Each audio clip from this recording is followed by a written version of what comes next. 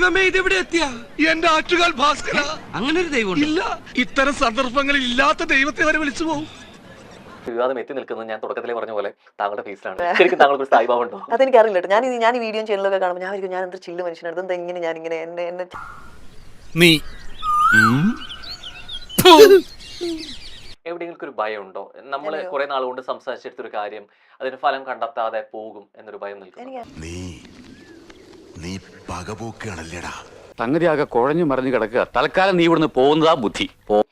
എങ്ങനെയാണ് ശരിക്കും ഒരു റീതിങ് വന്നില്ലേ ഞാൻ ഇതിനെ അഗേൻസ്റ്റ് സംസാരിക്കണം, അല്ലെങ്കിൽ ഈ വിഷയത്തിൽ ഈ ഒരു സമയത്ത് ഞാൻ ഇതല്ല സംസാരിക്കേണ്ടത് എന്നുള്ളത് തോന്നുന്നുണ്ടായില്ലേ? ഔചിത്യം എന്നൊരു സാധനമുണ്ട്. ഒരു മനുഷ്യനായ കുറച്ചൊക്കെ ഔചിത്യം വേണം. ഇത് കാരണം ഞാൻ ഒരുപാട് പ്രാവശ്യം ഒരുപാട് അബദ്ധങ്ങളിൽ ചെന്ന് ചാടിയിട്ടുണ്ട്. എല്ലാ അഭിപ്രായങ്ങൾ പറഞ്ഞിട്ട് വ്യക്തമായ ധാരണയില്ലാതെ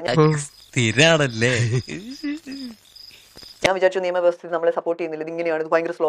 അല്ല, അവർക്കൊരു 10,000 കാര്യം ചെയ്യാനുണ്ട്. മനസ്സിലാക്കി കളഞ്ഞല്ല.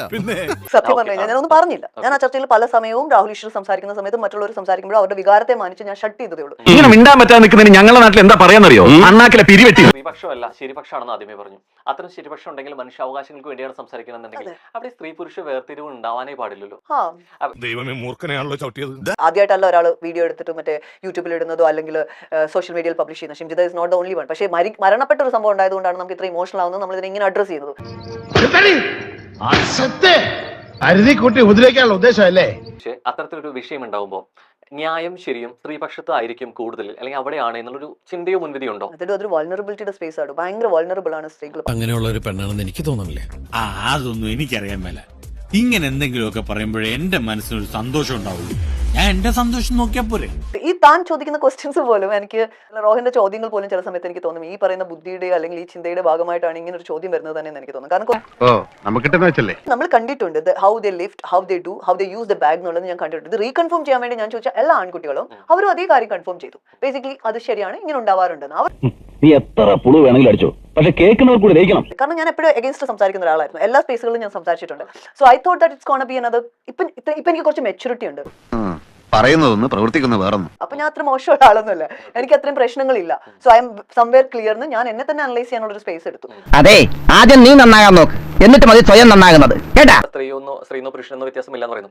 ശരിക്കും ഇത്തരം വിഷയങ്ങൾ വരുമ്പോൾ നേരത്തെ പറഞ്ഞ പോലെ ജോലിയുടെ കേസിലോ അല്ലെങ്കിൽ ഗ്രീഷ്മയുടെ കേസിലോ ഞാൻ ഒരു ഇതിനെ ആയിരിക്കില്ല അവർ ചെയ്യാൻ തയ്യാറായിട്ടുള്ളവരാണ്, അങ്ങനെ ചെയ്യാൻ പറ്റുന്ന. ശരിക്കും അത്തരം കേസുകളിലെ ഇപ്പൊ കാണിക്കുന്ന ഒരു ന്യായവും ശബ്ദവും അപ്പോഴും ഉയർത്തണ്ടേ? എപ്പോഴെങ്കിലും ഉണ്ടായിട്ടുണ്ടോ? അത് ഉത്തരം പറ. നവമാധ്യമങ്ങളോട് എഴുതിയിരുന്ന ഒരാളാണ്. എപ്പോഴെങ്കിലും ഇത്തരം കേസുകളിലെ പുരുഷനെ നിന്ന് വരേണ്ട പക്ഷം ചേർന്ന് എപ്പോഴെങ്കിലും സംസാരിച്ചിട്ടുണ്ടോ? പുരുഷന്റെ പക്ഷം ചേർന്ന് ഞാൻ സംസാരിച്ചിട്ടുണ്ടോന്നാണോ? സംസാരിച്ചിട്ടുണ്ടാവേണ്ടതാണ് കേട്ടോ. ഏത് വിഷയത്തിൽ റിക്ലക്ട് ചെയ്യാനുള്ള ഒരു സ്പേസ് എനിക്ക് തരികയാണെങ്കിൽ ഞാൻ അതിലേക്ക് വരുന്നതാണ്. ഇത്ര കാലം ഞാൻ ഒരു 3-4 വർഷം പ്രതികരിക്കാതിരുന്ന എന്താണെന്ന് ചോദിച്ചു കഴിഞ്ഞാൽ എനിക്ക് അതിന് വിഡ്രോ ചെയ്ത് നിൽക്കാനുള്ള സ്പേസ് ഉണ്ട്. അത് ഇപ്പോഴായിരുന്നു. നോക്കിയാൽ കലിപ്പ് തീരുണ്ടോ ദൈവമേ. അവന്റെ മോത കണ്ടില്ലേ? ഈ എരുമയെ കൊണ്ട് ചവിട്ടിപ്പിക്കണ്ടേ പന്നി. ഞങ്ങൾ അങ്ങ് ഇറങ്ങട്ടെ. ആയിക്കോട്ടെ, സന്തോഷായി.